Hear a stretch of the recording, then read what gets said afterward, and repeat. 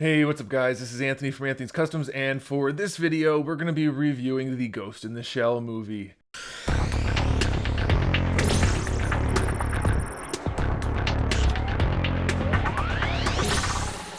So you guys know this movie has been surrounded by controversy since its inception. It's been a problem from start to finish on the media. Anyway, the movie itself wasn't a problem. I mean, they didn't have any problem with it. People were creating a problem. You guys, if you haven't seen it, check out my trailer video about this movie, talking about this controversy a little bit. There really wasn't anything to be controversial other than, is the movie going to be good or bad?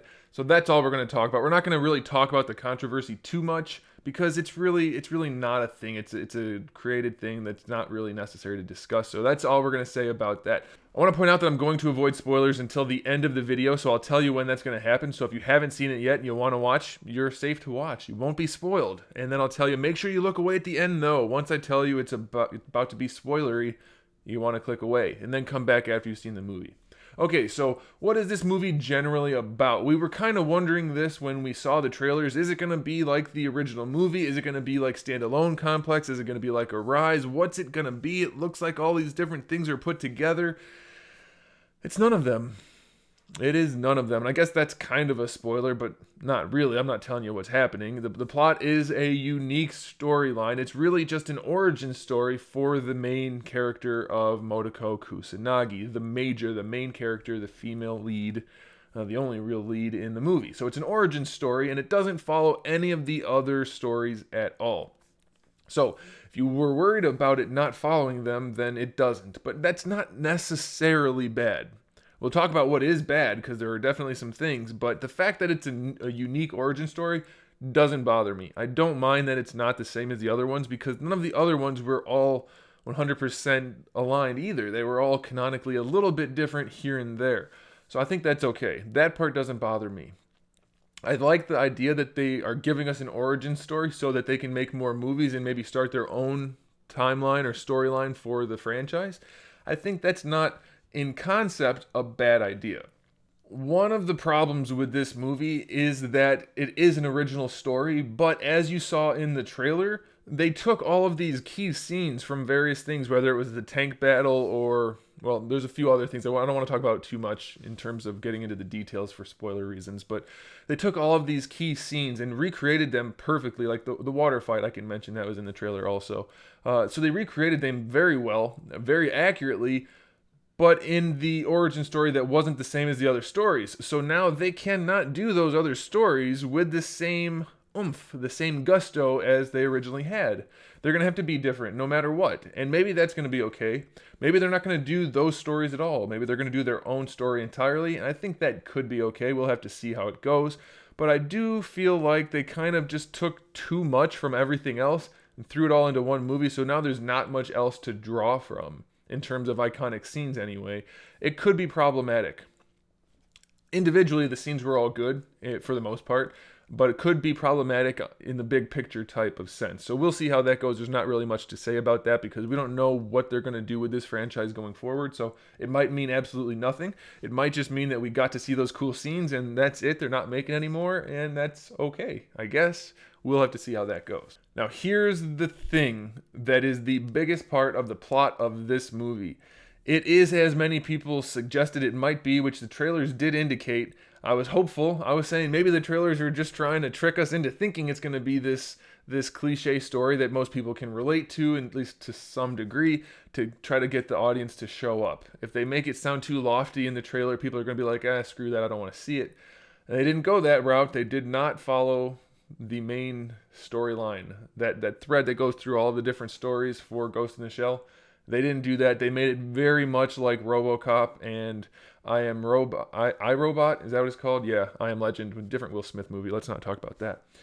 They just made it so cliche. The plot was so generic. And I can't talk about that too much right now because I'm going to have to do that in the spoiler section.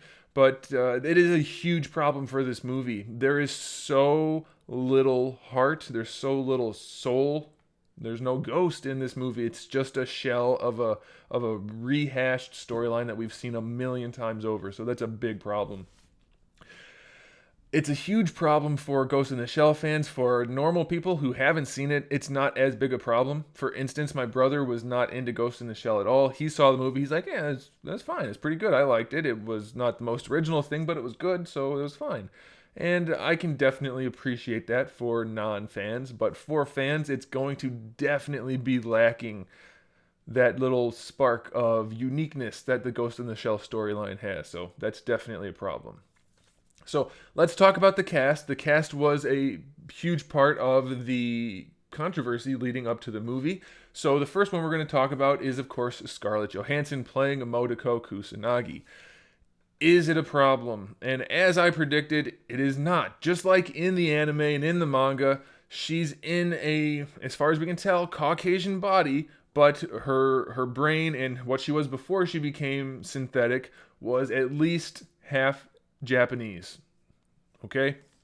So we get that. That it is the same in that regard as it was in the anime, and it's not a problem. Is it entirely necessary to have Scarlett Johansson in this role? I don't think so. I don't think her performance was special in any way. It seems to be a common thing in movies recently that the actors cast in these particular roles don't really matter. Not that she didn't do a good job. She was fine, but I don't know if anybody else would have been any worse. It's not a problem. It's not a good thing. It's just kind of there. It didn't hurt it. Didn't help it. I guess that's what I'm getting at.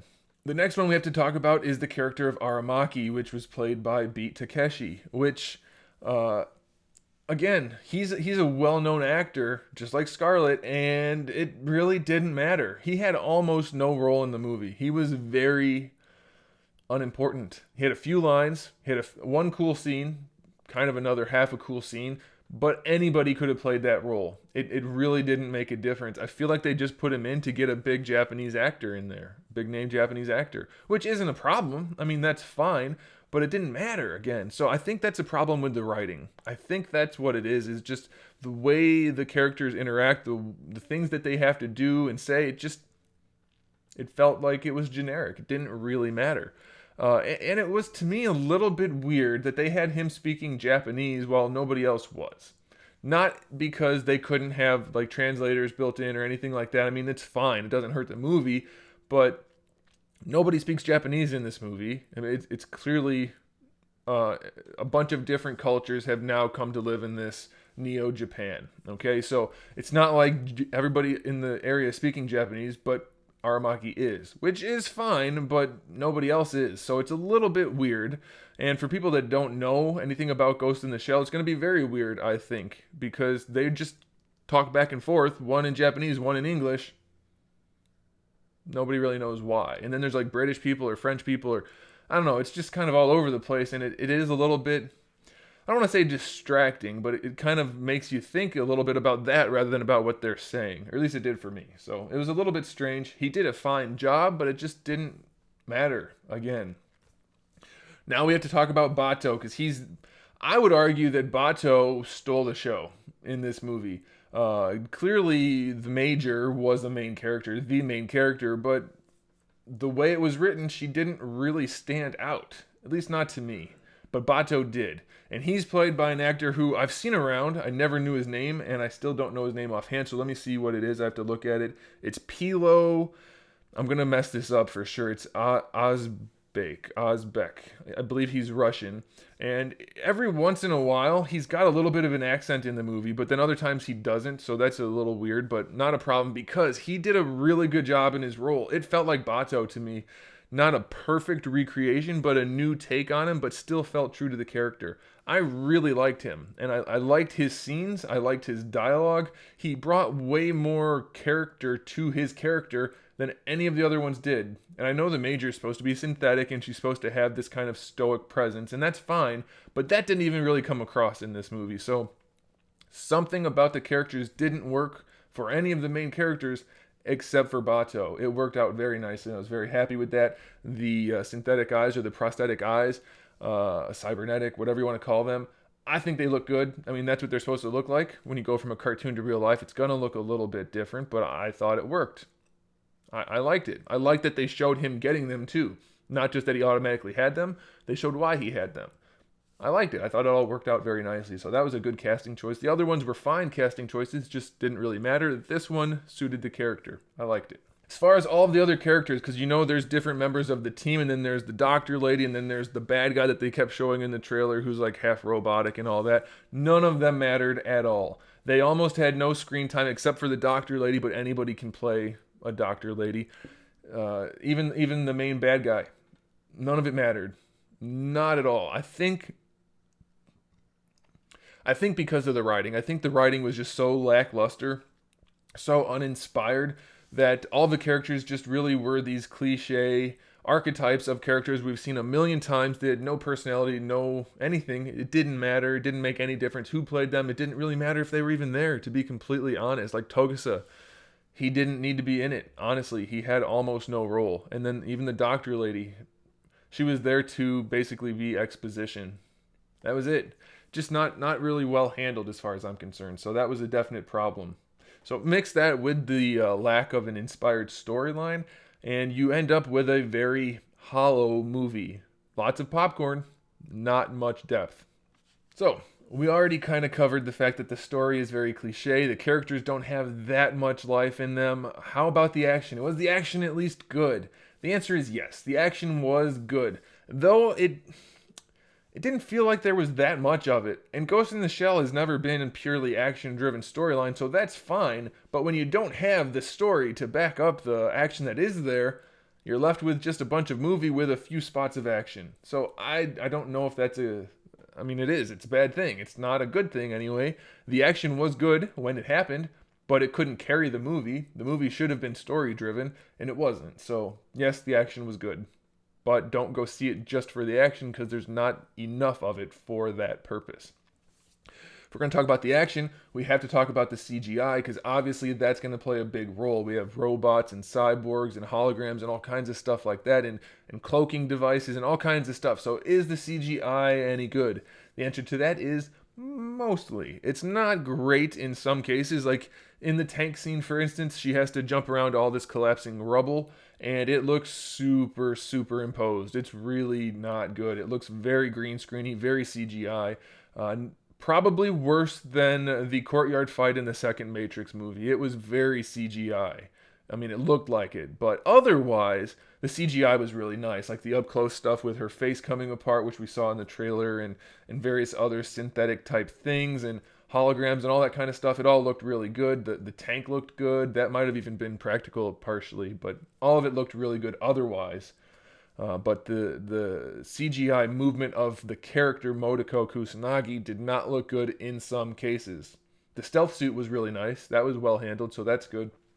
But there were some issues here and there. It's not a big deal. One thing I want to point out, though, I wonder if you guys noticed this. Did you notice that there was way too much transition from one scene to the other by showing the city? Why did we keep getting skylines of the city? Like tons and tons of them. Was it just to show, look, this is future Tokyo, like Neo Tokyo, Neo Japan? Is that, like, how many times do we need to see it? We saw so many holograms and skylines that it was just like, why'd they spend so much money on that rather than putting more money into other aspects of the movie? Did you guys notice that? I mean, it looked good. It was good CGI, but it was a whole lot of transition from one scene to the next by showing the skyline. I'm just curious if you guys noticed that. It obviously didn't kill the movie, but it was a thing that happened. So, yeah, okay, final verdict is, before we get into the spoilery stuff, and including the spoilery stuff, if you are going to see the spoilery stuff, that's going to line up with what I'm saying here. The movie was not inherently bad, but it wasn't anything special. It wasn't anything good. It had some nice style, some nice looks, but fine acting with bad or just boring writing, and not really any plot to speak of. Not anything interesting anyway. So it was lifeless, it had no soul, and it was just okay. If you haven't seen Ghost in the Shell, you'll probably enjoy it enough. If you have seen Ghost in the Shell, it'll just be okay. You probably might hate it. You might think it's okay. I don't think anybody's going to really like it if they're a big Ghost in the Shell fan. You'd have to be a fanboy to do that. I'm thinking. Let me know what you guys think. I'm curious. Did you like it? Did you not like it? Are you a fan prior to the movie? Are you a fan now? Let me know where you fall in that category of people. And let me know what you thought about the movie. I'd like to talk to you in the comments section below. So now we're going to get into the spoilery section a little bit. We're going to talk about the villain and some of the final storyline thing, and a little bit about Motoko, because I can't talk about her too much without spoiling it. So starting now, spoilers. If you haven't seen it yet, go away, watch the movie, come back. Okay. So Motoko in this, she doesn't know who she is at all, similar to the anime or the manga. And she's really trying to find out who she was. That's her main arc in this story. She wants to know what happened to her. She can't remember. Turns out the reason she can't remember is the people who built her gave her fake memories, blocked out her old memories so that they could control her, so that she could be a cybernetic soldier for them, which is super cliche. They even go so far as to be cliche in that they're gonna decommission her. They're gonna kill her almost exactly, like scene for scene, like they did Sunny in iRobot. And then the doctor saves her almost exactly the same way as she saved Sunny in iRobot. It was so much like the new RoboCop and iRobot that it really kills the story. It is so bad in that way. And then the other bad part is that Motoko keeps calling herself Major. Like it's her name rather than her title.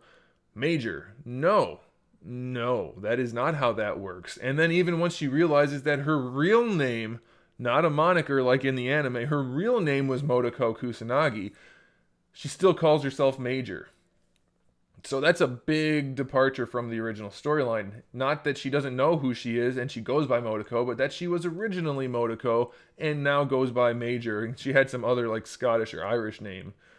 It's just weird. It was not well handled, and it took a lot out of the character for me personally, especially the fact that she's not like a military asset prior to or after the shelling process. She was not really a runaway, but a runaway kid who got kidnapped and then used to make this. They put the kid's brain inside the body.